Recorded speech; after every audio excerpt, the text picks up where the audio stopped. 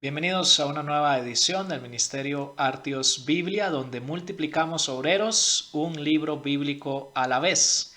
Hemos venido hablando acerca de la carta del apóstol Pablo a los Colosenses en los dos videos anteriores y aquí vamos a continuar con la exposición del capítulo 1 de Colosenses, versículos 3 al 8. Voy a leer de nuevo el pasaje para que podamos ubicarnos en su contenido. Colosenses capítulo 1, versículos del 3 al 8.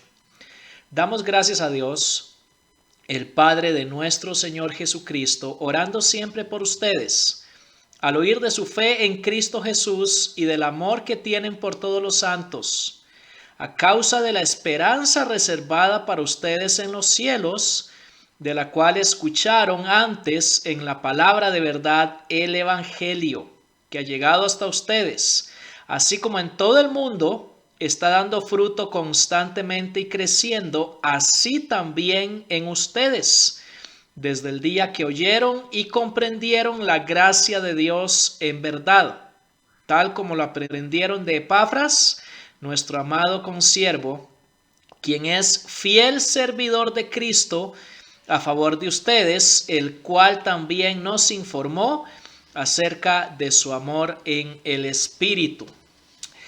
Dijimos que la estructura de este pasaje está diseñada de manera que el énfasis está en el centro del texto, que es el versículo 6. De modo que el pasaje entero trata de la manera en la cual el Evangelio está produciendo fruto y creciendo en todo el mundo y en comunidades específicas o particulares como la de Colosas. De eso trata el pasaje, de cómo el Evangelio está produciendo fruto y creciendo continuamente. Y entonces la pregunta que estamos contestando es, ¿qué se requiere para que esto ocurra?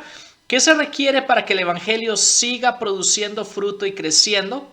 Y mencionamos con base en el texto 5 factores esenciales para que el Evangelio produzca fruto y crezca.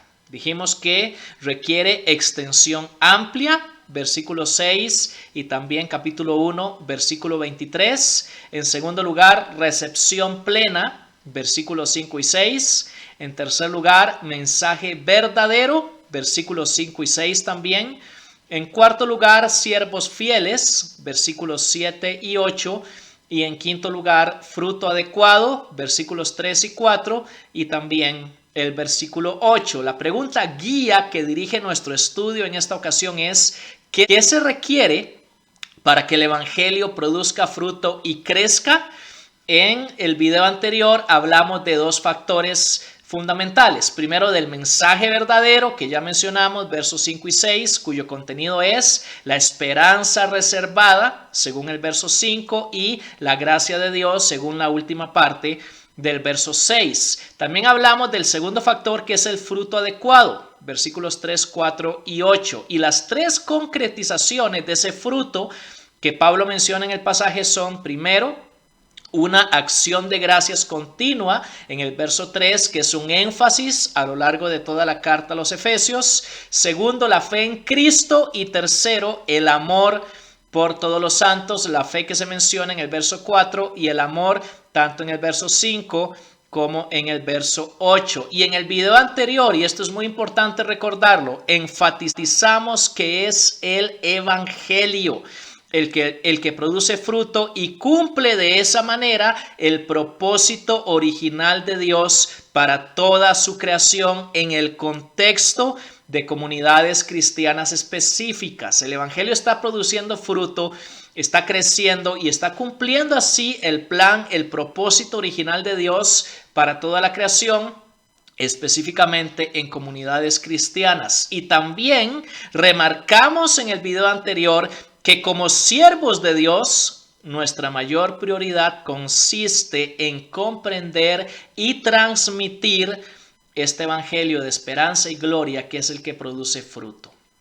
En esta ocasión, en este video, el nuevo contenido tiene que ver con los tres factores restantes que nos van a ayudar a responder a la pregunta ¿qué se requiere para que el evangelio produzca fruto y crezca?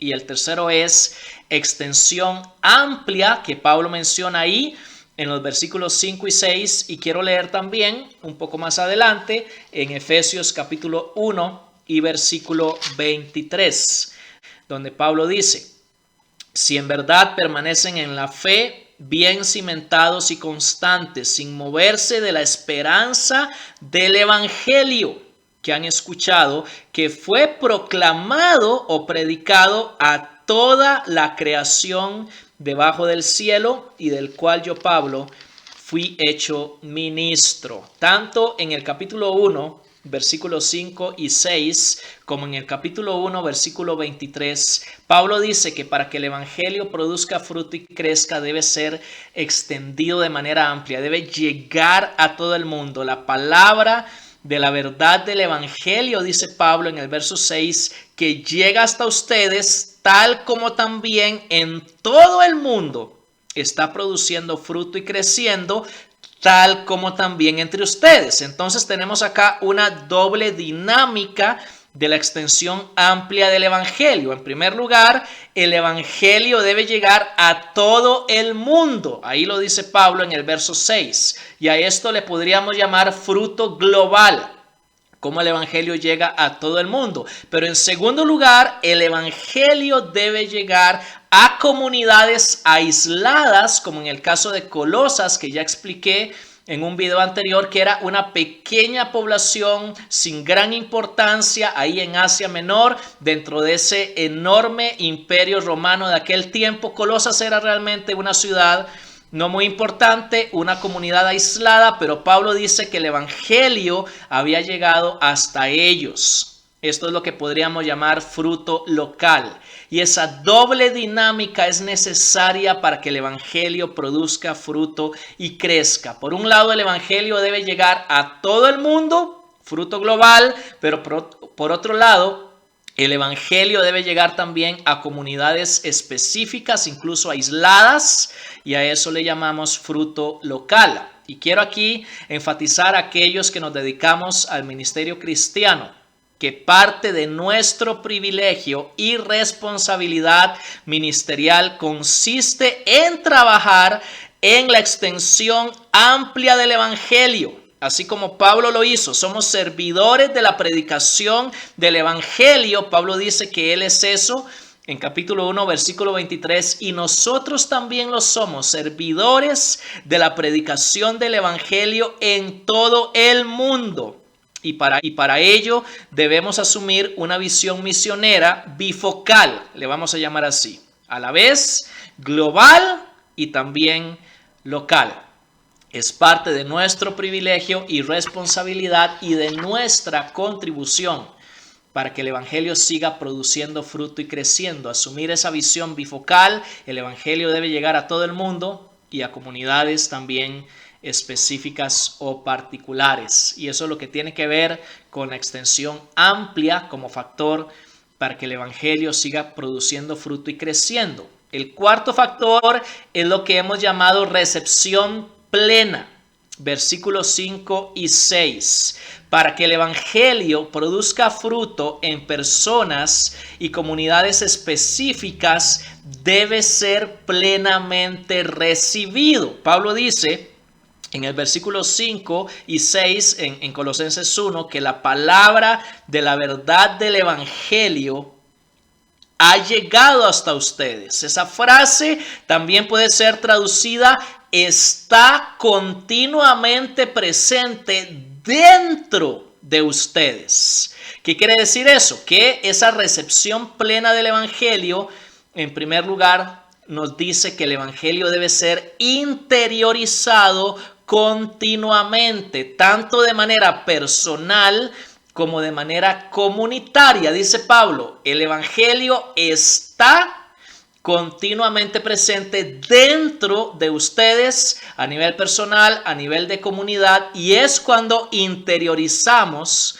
el evangelio que produce entonces ese fruto. Entonces, primero, el evangelio debe ser interiorizado continuamente, pero en segundo lugar, el evangelio debe ser escuchado puntualmente. Ahí en el verso 6, Pablo dice, desde el día que escucharon el evangelio. Y es también parte de lo que nosotros debemos hacer para que el evangelio produzca fruto en nuestras vidas y comunidades. Debe ser interiorizado continuamente, debe ser escuchado puntualmente y, en tercer lugar, debe ser aprehendido experiencialmente. Aprehendido acá va con H en medio porque tiene que ver con ese proceso de apropiarnos del evangelio. La última parte del verso 6, Pablo dice que ellos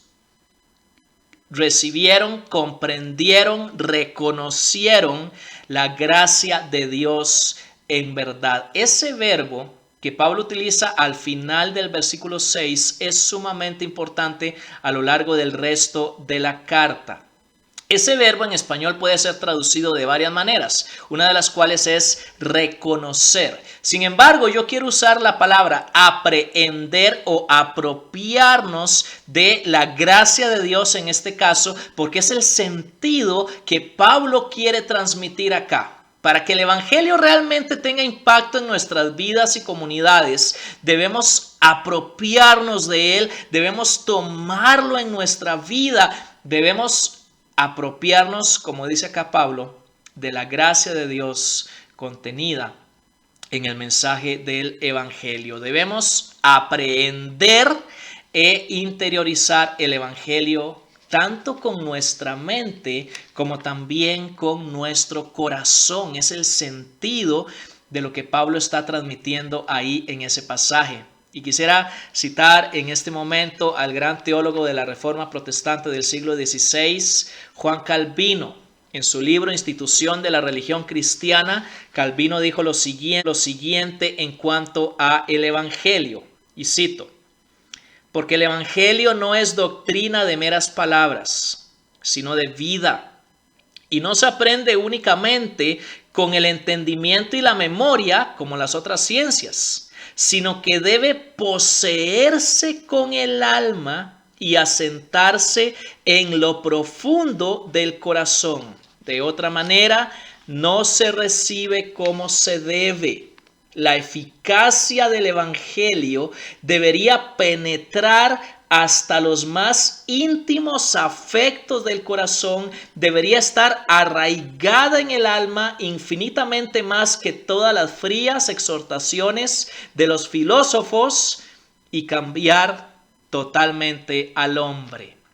Es lo mismo que Pablo está transmitiendo acá. Para que el evangelio produzca fruto y crezca en nuestras vidas, debemos apropiarnos de él enteramente, no solo con nuestra mente, sino también con nuestro corazón. Muy bien, entonces, estamos contestando a la pregunta: ¿qué se requiere para que el evangelio siga produciendo fruto y creciendo? Hablamos de la extensión amplia, hablamos de una recepción plena, y el último componente del que quiero hablar es el de siervos fieles. Versículos 7 y 8, ahí de Colosenses capítulo 1, siervos fieles. Quiero tomar bastante tiempo para explicar este factor clave porque me parece muy importante. He dicho en otras ocasiones y enfatizo ahora: pretendemos que Artios Biblia sea un medio para la capacitación de una nueva generación de obreros y líderes cristianos, de siervos y siervas de Dios que causen un impacto en este mundo para Cristo. Uno de los pasajes que nos puede ayudar a crecer como estos obreros y líderes que Dios desea que seamos es precisamente Colosenses 1:7, donde Pablo, describiendo el ministerio de Epafras en Colosas, dice palabras, hermanos, que hablando de aprender, de interiorizar, de apropiarnos, deberíamos hacerlo. Pablo dice de Epafras que es nuestro amado consiervo, quien es fiel servidor de Cristo a favor de ustedes. Pablo presenta a Epafras como modelo de servicio fiel al evangelio. Se requieren siervos fieles para que el evangelio siga produciendo fruto y creciendo. Fíjense la importancia que Pablo le da a la persona de Epafras en este pasaje que estamos leyendo. Primero, debemos observar que Epafras es la única persona mencionada por nombre en todas las acciones de gracias de las cartas paulinas. Eso lo hace especial, particular y diferente. Segundo, Epafras fue el principal promotor de la extensión del evangelio, no solo en la ciudad de Colosas, sino en toda la región de donde se encontraba la ciudad, que se llamaba la región del Valle del Río Lico, que estaba conformada por 3 ciudades principales: Colosas, Laodicea e Hierápolis. Y Epafras fue el canal, el instrumento principal que Dios usó para llevar el evangelio a toda esa región. No fue Pablo, sino Epafras, quien posiblemente había sido capacitado por el apóstol Pablo. Y lo tercero que debemos notar en cuanto a la importancia de Epafras es que en el momento en que esta carta está siendo escrita, él era compañero de prisión de Pablo.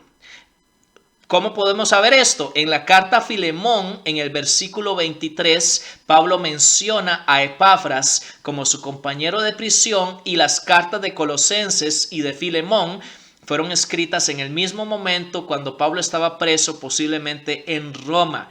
La figura, la persona de Epafras es muy importante en este pasaje, y también más adelante al final de la carta, capítulo 4, versículos 12 y 13, es ahí donde podemos ver que Epafras no solo fue importante para llevar el evangelio a Colosas, sino a toda la región del Valle del Río Lico, como ya lo hemos mencionado. Y hablando particularmente de capítulo 1, verso 7, donde Pablo, hablando, expresándose, describiendo a Epafras, dice que es un siervo fiel.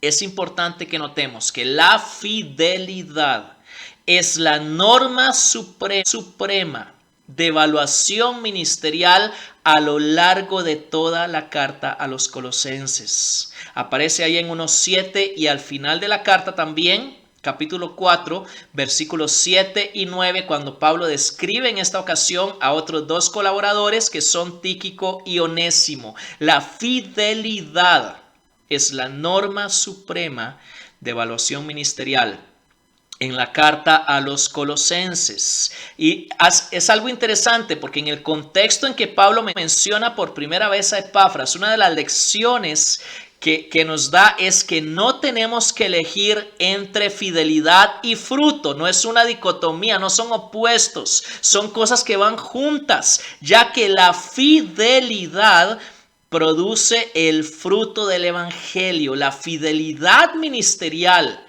de Epafras fue lo que produjo el fruto del que Pablo está hablando en esa sección de Colosenses 1 del 6 al 8, y va a ser nuestra propia fidelidad ministerial la que nos va a permitir ser fructíferos. Hermanos, no tenemos que elegir entre fidelidad o fruto. El fruto proviene de la fidelidad. Y en el caso de Epafras, su fidelidad es un modelo para nosotros en 3 relaciones específicas que Pablo menciona acá. 3 relaciones que tienen que ver también con nuestra propia fidelidad ministerial. Primero, relación hacia otros ministros, lo que podemos llamar fidelidad en la colaboración. Noten cómo Pablo describe a Epafras primero a través de la relación personal que Epafras tenía con Pablo. Ahí en el verso 7, donde lo llama nuestro amado, una palabra que en todo Colosenses indica una relación personal muy cercana. Y luego debemos notar la relación ministerial que Pablo menciona con la expresión con siervo, literalmente con esclavo de nosotros. Pablo describe a Epafras ahí como un esclavo juntamente con él en el ministerio que Dios les había encomendado. Así que es aquí una fidelidad en la colaboración, la relación con otros ministros, tanto a nivel personal como a nivel ministerial. Pero Pablo menciona también ahí la relación de Epafras y nuestra propia relación ministerial hacia los creyentes. Y a esto le podríamos llamar fidelidad en la ministración. ¿Por qué? Porque Epafras buscaba el beneficio de ellos en todo su ministerio. Podemos ver en ese pasaje que la fidelidad tiene que ver primero con la enseñanza del evangelio. Así dice el versículo 7, tal como lo aprendieron de Epafras. ¿Aprendieron qué? La palabra, de la verdad del Evangelio que Pablo había mencionado anteriormente, fidelidad en la enseñanza del Evangelio, fidelidad en el cuidado pastoral también, porque ahí en el verso 8 se nota cómo Epafras asumió la tarea de supervisar el crecimiento espiritual de los colosenses y por eso pudo informarle a Pablo del amor en el cual ellos iban creciendo. El cuidado pastoral, la supervisión pastoral era parte de su fidelidad ministerial. Y tercero, también fidelidad en lo que podríamos llamar oración agonizante. En el capítulo 4, versículos 12 y 13, que vamos a ver en algún momento también más adelante acá en nuestro estudio, Pablo dice que Epafras continuamente está luchando, agonizando en oración a favor de ellos y de todos los creyentes de esa región donde estaba Colosas. La fidelidad en la administración se refleja en que Epafras buscaba el beneficio de ellos, de los creyentes, en todo su ministerio, en la enseñanza del Evangelio, en el cuidado pastoral y en la oración agonizante.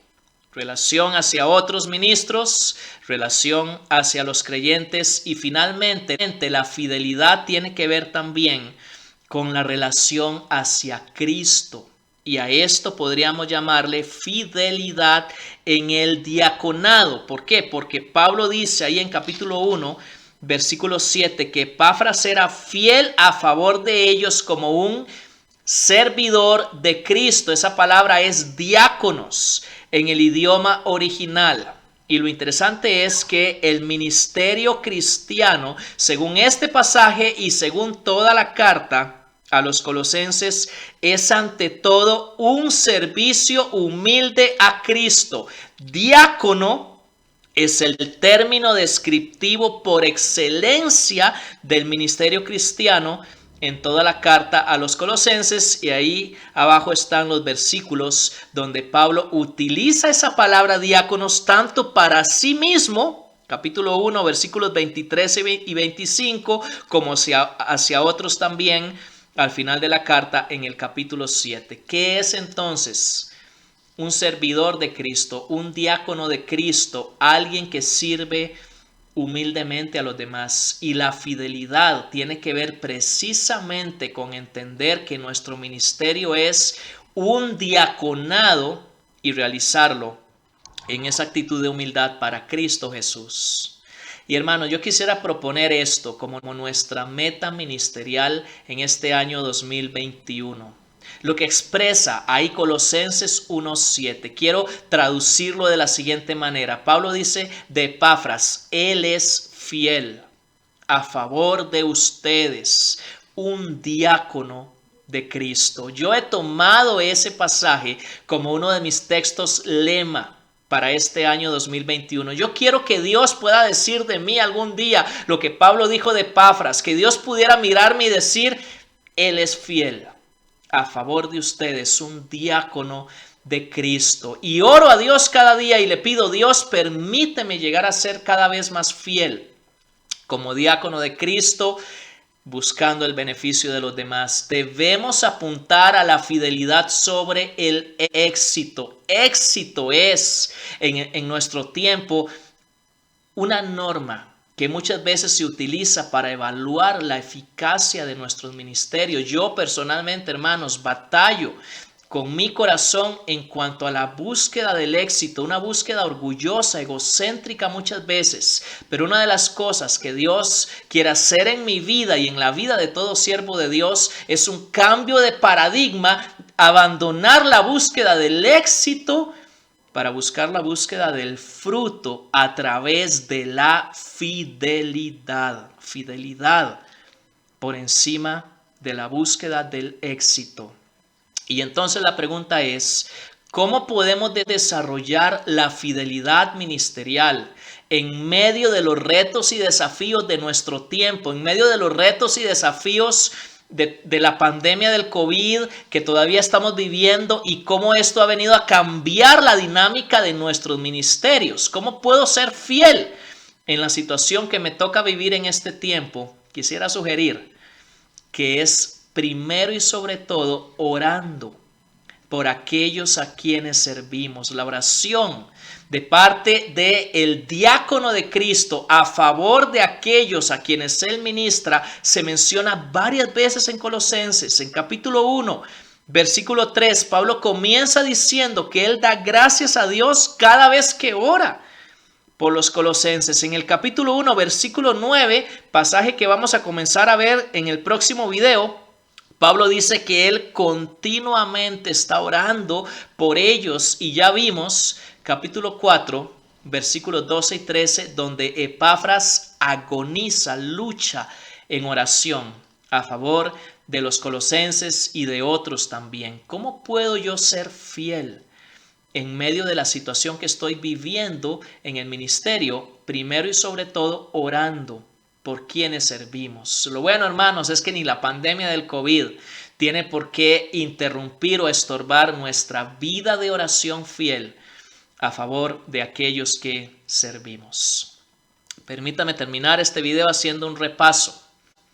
Y lo vamos a hacer de esta manera. ¿Cuál es nuestra contribución al fruto que el Evangelio está produciendo en todo el mundo? Bueno, esa contribución depende de 5 factores. De nuestra fidelidad ministerial, de lo que podríamos llamar extensión local, para usar una palabra que reúne ahí tanto lo global como lo local. Tiene que ver también con la interiorización plena del Evangelio en nuestras vidas, que es lo que produce el fruto en nosotros mismos. En cuarto lugar, con la veracidad del mensaje que proclamamos, y finalmente con una gratitud continua que Pablo expresa ahí en capítulo 1, versículo 3. Así entonces podemos contribuir personalmente a que el Evangelio siga produciendo fruto y creciendo. Y aquí en Artios Biblia queremos apoyarte en esta labor del Evangelio que Dios te ha encomendado. Yo soy Mauricio Acuña, y que el Señor te bendiga.